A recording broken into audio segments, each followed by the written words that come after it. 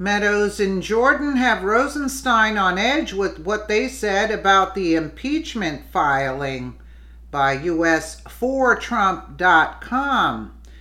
Congressman Mark Meadows and Jim Jordan joined Laura Ingraham and Greg Jarrett in an intense interview on the Ingraham angle. The articles of impeachment were filed yesterday on Deputy Attorney General Rod Rosenstien. And here is part of it right here. Let's watch the clip because I'm not going to repeat what they are saying. Why should you listen to it? It's a 9-minute clip anyway.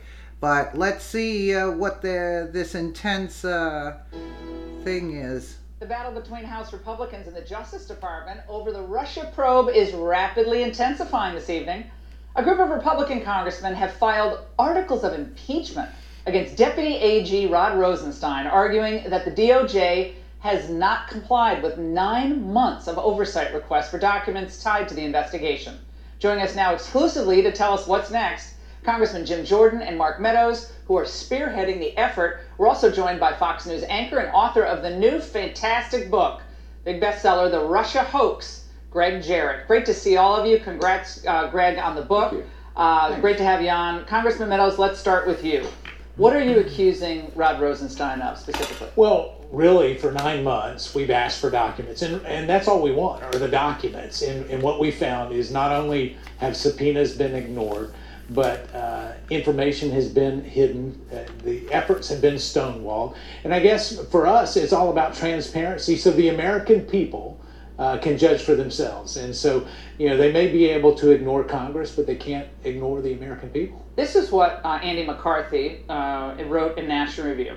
He said, Rosenstien and Chris Wray, FBI director, work for Trump. They're not Obama holdovers, they're Trump appointees. If they're defying Congress, it's because the president is permitting them to do so. The president is empowered to give his subordinates a direct order to comply with congressional demands and to fire them immediately if they fail to do so. He's kind of looking down on this idea. Yeah, Congressman. We've sent a letter to the president, Mark, myself, and Congressman DeSantis saying, declassify the information, get us all the information. Have you ever spoken to him about this? Why won't he declassify these? We sent the letter several weeks ago, but the bottom line is we've sent numerous letters to Rod Rosenstien they haven't complied with. 2 subpoenas they haven't complied with. We've caught the Department of Justice hiding information, redacting information that they should not have redacted. We know that Rod Rosenstien threatened House Committee Intel staffers, threatened them, chilling impact when they were trying to do their job, our job of doing the constitutional oversight we're supposed to do. And we all know what the Justice Department did with the dossier. Never forget, Rod Rosenstien signed the 3rd renewal, signed that, which was based on the dossier, which we know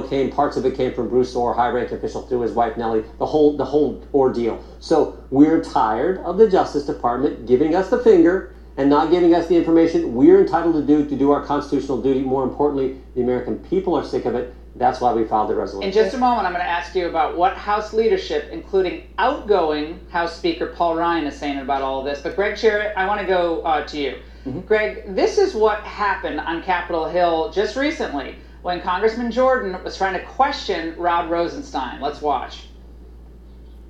Mr. Rosenstien, why are you keeping information from Congress?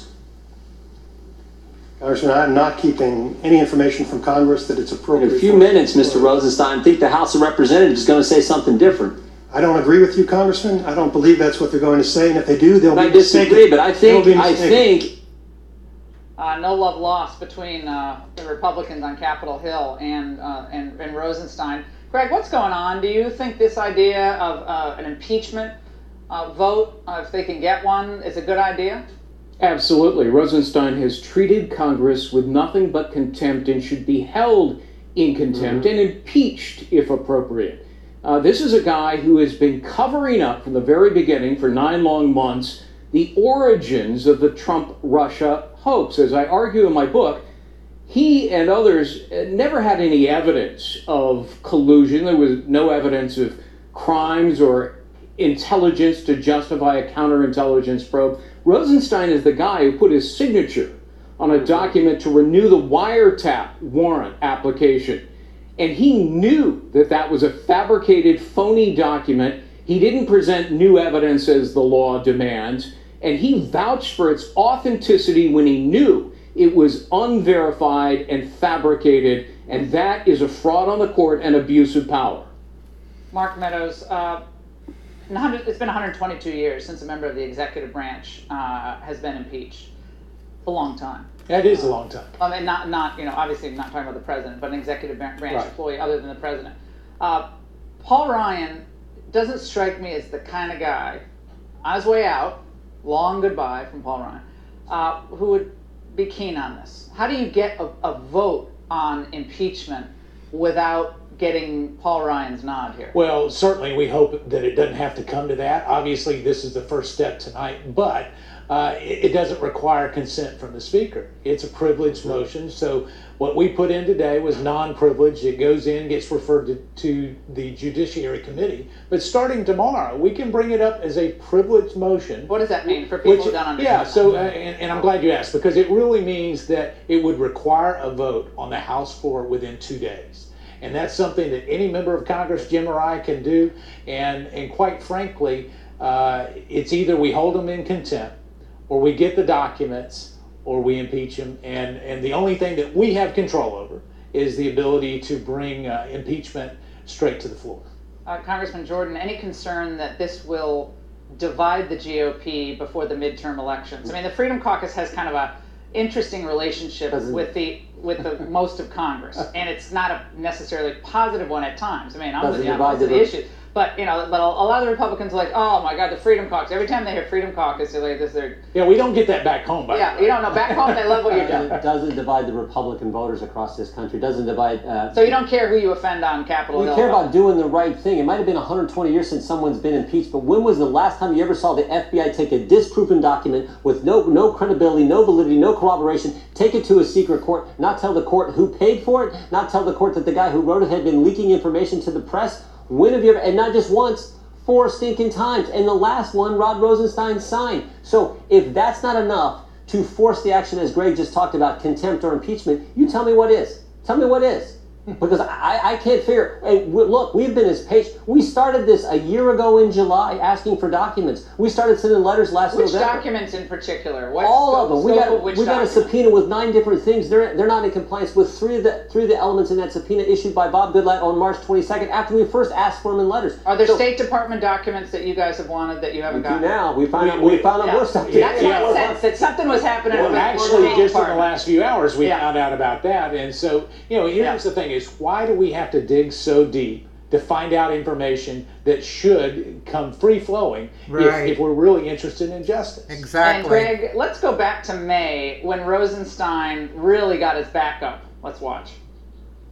Any reaction to the news that certain members of the House Freedom Caucus have talked about drafting up articles of impeachment? I can tell you that there have been people who have been making threats privately and publicly against me for quite some time, and I think they should understand by now the Department of Justice is not going to be extorted.